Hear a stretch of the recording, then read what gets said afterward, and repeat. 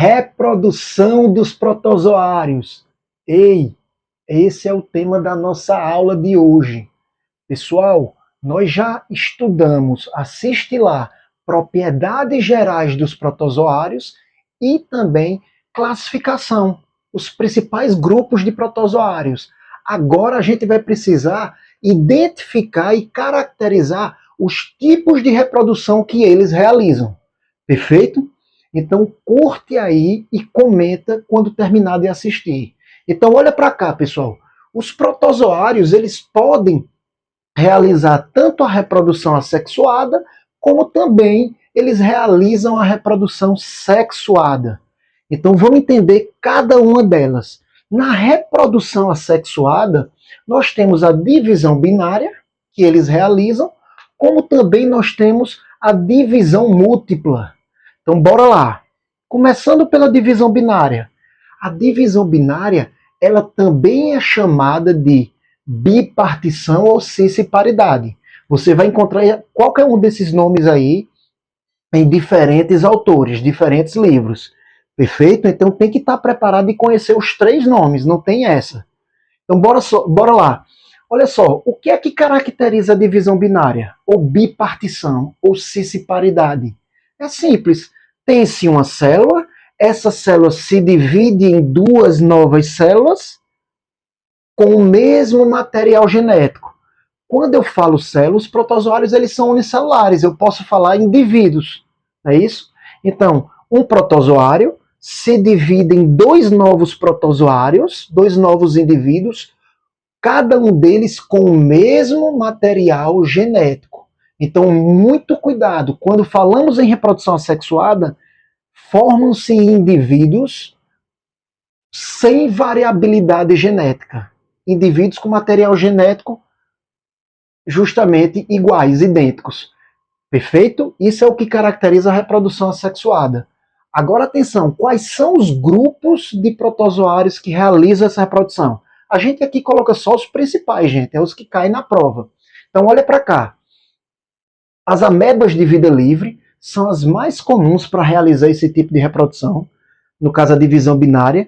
E aí o grupo das amebas é o filo Rhizópoda, são os risópodes, ou também conhecidos como sarcodíneos. Nós já vimos, repito, isso aí lá na outra aula. Beleza? E temos também os esporozoários, que, cuidado, são também chamados de apicomplexos. Só para complicar a vida de vocês, eles também são chamados de apicomplexos. Perfeito? Quem são os esporozoários? São aqueles que não possuem estrutura de locomoção. Vimos isso, certo? E aí, qual o protozoário que pertence a esse grupo? Justamente o parasita causador da malária. O parasita pertencente ao gênero Plasmodium. Perfeito?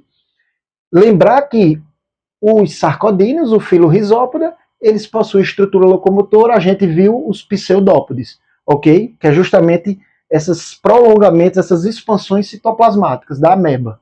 Então olha para cá, coloquei a representação aqui. A ameba, ela divide o seu núcleo, o núcleo ele é dividido em dois, o citoplasma também acaba sendo dividido em dois, forma-se ao final dois indivíduos sem variabilidade genética, pessoal, atenção nisso. Isso o pessoal gosta muito de colocar no vestibular variabilidade genética ou variabilidade gênica. Atenção nisso.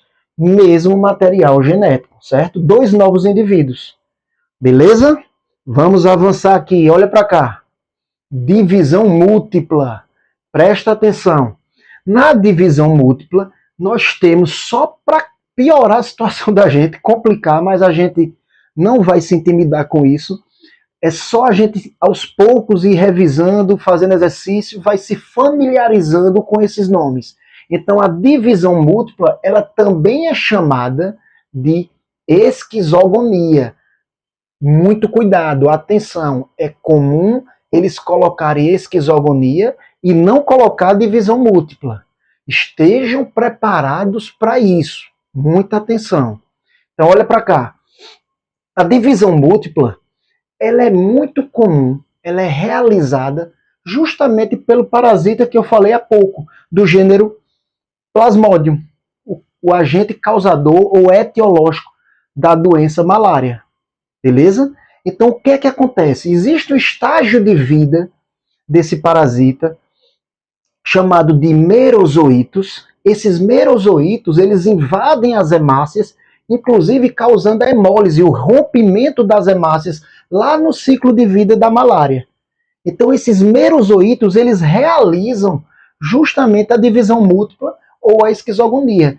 Atenção, pega essa informação e levem para a aula lá, relembrem, para poder vocês entenderem o ciclo de vida da malária. Saiu dessa aula, assiste o ciclo lá da malária. E aí vocês vão ver que a esquizogonia ela é realizada pelos merozoítos lá dentro, repito, das hemácias. Certo? Então, o que é que caracteriza essa divisão múltipla ou esquizogonia? Veja que aqui é divisão múltipla, não é divisão binária. A divisão múltipla, vem comigo, presta bem atenção, dá o zoom aí, olha só. Nós temos aqui o protozoário na forma de merozoíto. Cuidado, isso é uma forma de vida, é um estágio do ciclo de vida. O merozoíto, ele possui um núcleo. E aí o que acontece? Esse núcleo sofre sucessivas divisões. Ele se divide em vários outros núcleos, certo? E, em seguida, ocorre a individualização. Atenção, dá o zoom aí, ó.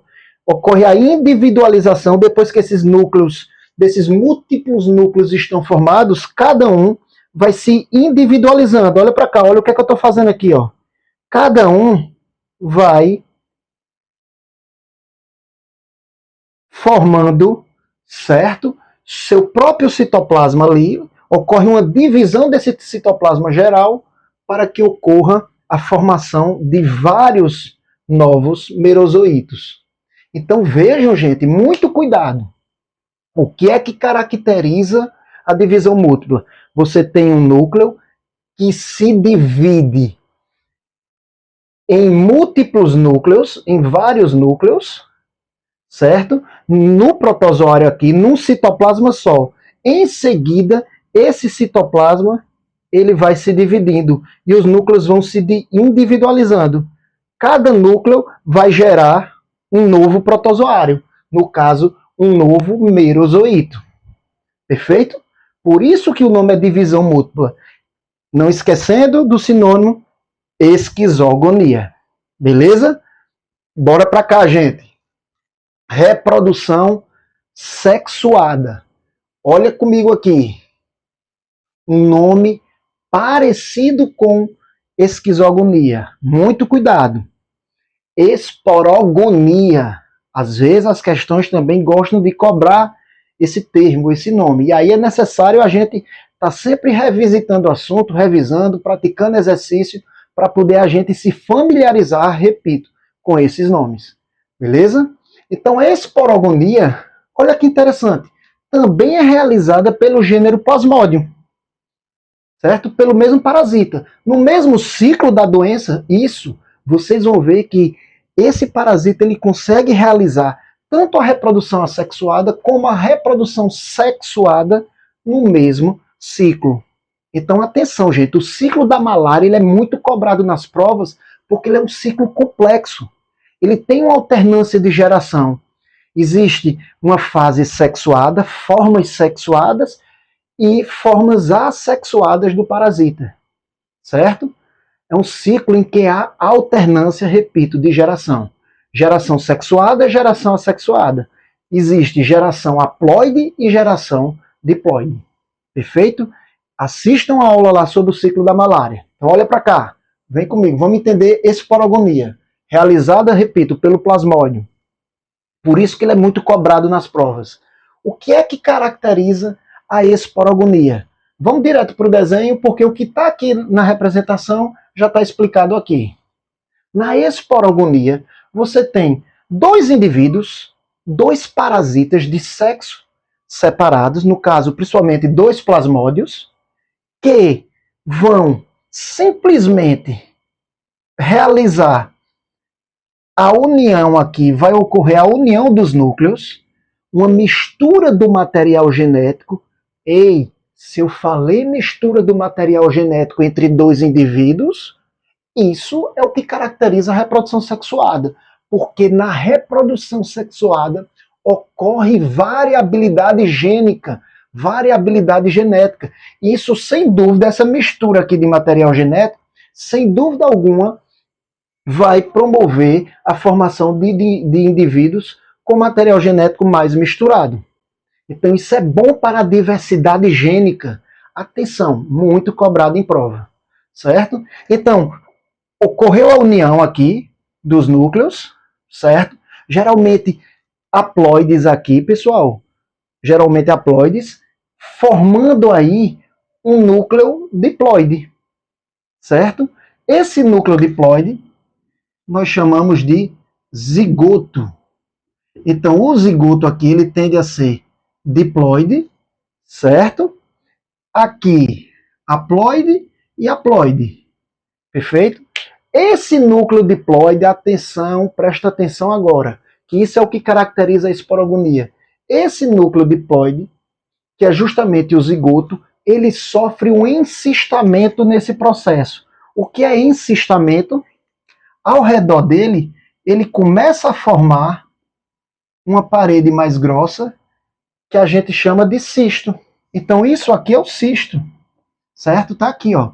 Isso aqui é o cisto. Então, ele fica abrigado dentro desse cisto. E aí, gente, ocorre nesse zigoto o que nós chamamos de meiose. Assiste lá a aula sobre meiose. Nós já temos aula sobre meiose também. Na meiose, você tem um núcleo aí diploide, você tem uma célula diploide que se divide formando 4 células com metade do número de cromossomos. No caso, 4 células haploides. Atenção, pessoal. Célula diploide e célula haploide, diploide e haploide, certo? A gente já tem isso nas aulas lá, sobre mitose e meiose. E aí, acontece a meiose justamente aqui no zigoto. Ei, vamos preencher comigo aqui. A meiose aqui, ela ocorre no zigoto. Então, é uma meiose zigótica. É importante saber isso. Meiose, estou colocando aqui, ó. Zigótica. Nessa meiose zigótica, o núcleo diploide gerou 4 núcleos haploides. 4 núcleos com metade do número de cromossomos. No caso, o zigoto era 2N, passou a formar 4 núcleos haploides, 4 Nzinhos aqui. Perfeito? Essas células que se formam aqui, haploides, nós chamamos de esporozoítos. Essas 4 aqui, cada uma vai se dividir por mitose, gerando 2. Então, se eu tenho 4, cada uma gera 2, vai dar um total de quanto? 8. 8 o que, gente? 8 esporozoítos, que no caso aqui são haploides. Perfeito? 8 esporozoítos. Então, gente, o que eu quero que vocês entendam, a esporogonia se caracteriza por 2 indivíduos de sexos diferentes, unem seus núcleos haploides, geram o zigoto.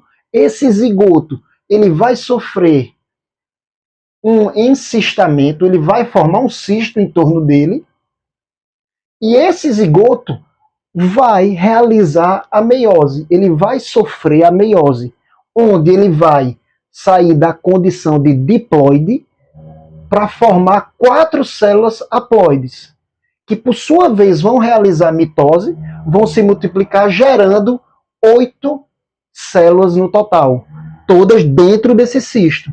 Essas células são chamadas de esporozoítos. Esporozoítos são estágios de vida do plasmódio. Então, muita atenção no que eu vou dizer agora. O plasmódio, no seu ciclo de vida, ele realiza reprodução sexuada, como, por exemplo, a esporogonia, como também ele realiza, olha para cá, a esquizogonia, na fase de merozoíto. Plasmódio, na fase de merozoíto, realiza divisão múltipla, esquizogonia, perdão. Plasmódio, na fase de esporozoítos, ele vai realizar justamente a esporogonia. Perfeito, gente? Qual a diferença principal? Aqui você tem variabilidade genética. Ei, se tu for lá na aula de meiose, tu vai ver lá que na meiose ocorre o crossing over, aquela permuta, troca de material genético. Isso ajuda para formar aqui, ó, novos protozoários com material genético mais recombinado, mais misturado, certo? Então, novas combinações de material genético vão se formar. E isso, para o parasita, é positivo. Entenderam isso, pessoal? Bora para frente. Conjugação. É comum a gente encontrar nos livros a conjugação, pessoal, como sendo um tipo de reprodução sexuada. Na verdade, ela é um mecanismo em que ocorre mistura de material genético, contribuindo para a variabilidade genética. Mas se a gente for ver direitinho, na conjugação não ocorre aumento no número de indivíduos. Isso é outra característica de reprodução. Então, como é que vai ser uma reprodução se não ocorre aumento no número de indivíduos? Então, é importante a gente considerar como um mecanismo, certo? Um mecanismo onde ocorre aumento da variabilidade genética. Então, vamos entender etapa por etapa. É comum a gente encontrar aulas em que essas etapas não são vistas, apenas informando que os dois indivíduos se juntam, ocorre mistura de material genético. Aqui a coisa é detalhada, pessoal. É para você fazer vestibular, qualquer prova, em qualquer lugar do país. Então vem comigo, presta bem atenção, olha só. Ela é realizada principalmente pelos ciliados, no caso, as espécies do gênero Paramécio, que é um ciliado de vida livre. Lembra, nós vimos lá nos protozoários, nas propriedades gerais, que o Paramécio, gente, ele, dentre os seres unicelulares, ele tem a organização celular mais complexa, por isso que ele é bastante estudado. Perfeito? Então, acompanha comigo. Como é que acontece a conjugação? Dá o zoom aí. Pessoal, se você não der o zoom, você não vai entender. Dá o zoom e acompanha o pincel aqui, que tem detalhes aí que a gente precisa esmiuçar. Olha para cá. Nós temos dois paramécios. Então, um paramécio vem, olha, de vida livre, se une a outro, ficam os dois indivíduos aqui. E aí, o que é que vai acontecer? Esses paramécios, nós vimos que cada um deles, eles têm macronúcleo e um micronúcleo. Olha para cá. Dá o zoom.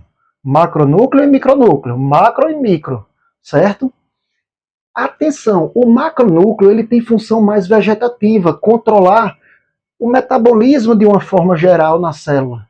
Já o micronúcleo ele vai participar do processo mais reprodutivo, no caso do processo de conjugação. Então vem comigo, olha só. Esse paramécio aqui tem esse micronúcleo. Esse micronúcleo aqui, olha o pincel, acompanha, ele vai sofrer meiose. Esse núcleo, ele é diploide, gente.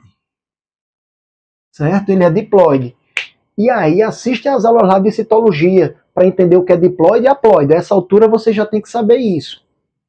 Então, esse núcleo diploide, esse micronúcleo, ele sofre a meiose, formando 4 novos micronúcleos. Olha aqui, 4 novos micronúcleos. Isso acontece também no outro paramécio. Esse micronúcleo formou 4 novos micronúcleos. Cada micronúcleo desse formado são células o quê? Haploides. Certo? Perdão, são núcleos haploides. Beleza? Com metade do número de cromossomos. Na etapa seguinte, o que é que vai acontecer? Nesse paramécio aqui, 3 micronúcleos vão desaparecer, vão se deteriorar. E aí fica somente um. Olha para cá. No outro paramécio, olha ele aqui, também 3 micronúcleos irão desaparecer. Ficou restando somente um. Perfeito? Vamos para a etapa seguinte. Esse micronúcleo aqui que restou, ele vai se dividir por mitose. Então ele é haploide, vai formar, olha só, 2 novos micronúcleos, também haploides. Então isso acontece também nesse outro paramécio. Esse micronúcleo se dividiu em 2 novos micronúcleos. Então os paramécios aí voltam a ter 2 micronúcleos, mas esses micronúcleos, não esquecem, Eles sendo o quê? Haploides. Então aconteceu aqui, em vez de meiose, aconteceu mitose. Perfeito, gente? Atenção agora, que esse é o momento crucial da conjugação. Bora, dá o zoom aí. Esse paramécio aqui, que contém esses dois micronúcleos, vai simplesmente trocar, pegar um micronúcleo desse, jogar para o outro paramécio. Olha as setinhas aqui que eu coloquei.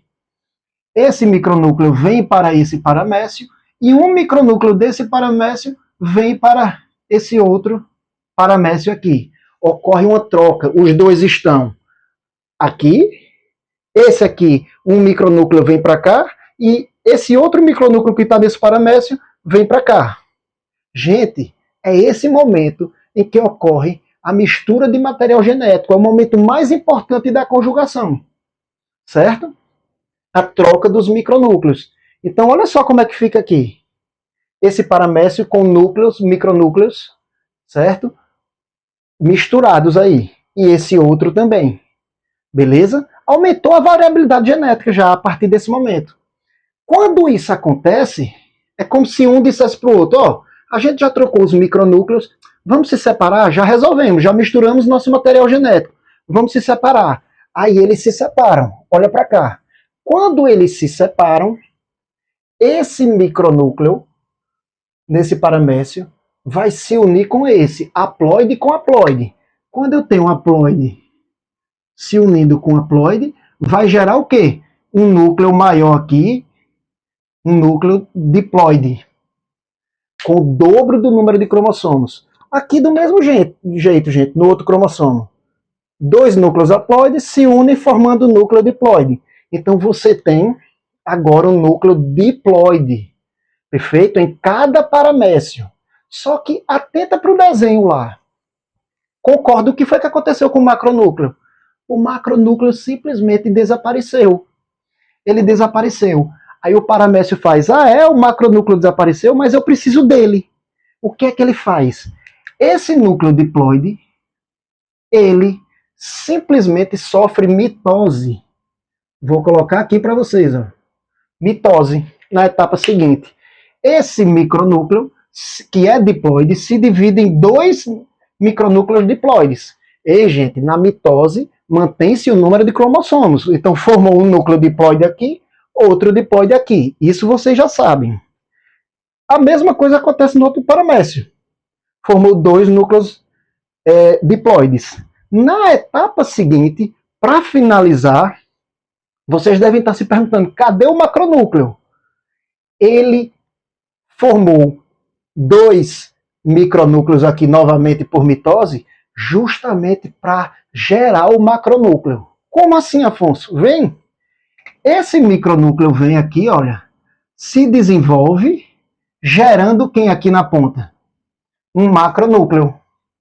Esse micronúcleo, do mesmo jeito, se desenvolve e vai gerar quem? O macronúcleo. Quem foi que ficou restante lá? Ele vai desaparecer aqui, esse vai desaparecer. Desaparecer não, se transformar em macronúcleo. Vai ficar somente um micronúcleo em cada um. E aí você veja que volta a condição de ter um macronúcleo e um micronúcleo em cada paramécio. Beleza, gente? Lembrar, o macronúcleo, função vegetativa. Micronúcleo, função reprodutiva. Beleza? Então entenderam que, no fim das contas, o objetivo é misturar material genético, misturou, eles se separam. Acabou. É o objetivo desse processo. Perfeito, gente? Então, muito cuidado. Para a gente finalizar, cuidado no gênero plasmóide. O ciclo do plasmóide, da malária, é complexo. Tem formas de vida, como os merozoítos, que realizam reprodução assexuada. Mas também tem os esporozoítos, que se formam a partir da reprodução sexuada, esporogonia, perfeito? Quando eu tenho geração assexuada e uma geração sexuada, nós temos um ciclo aí de alternância de gerações. Quando eu tenho haploides e indivíduos diploides, alternância de gerações. Perfeito, pessoal? Assistam a aula sobre os ciclos das doenças, certo? Dos parasitas. Beleza? Abraço a todos e bons estudos.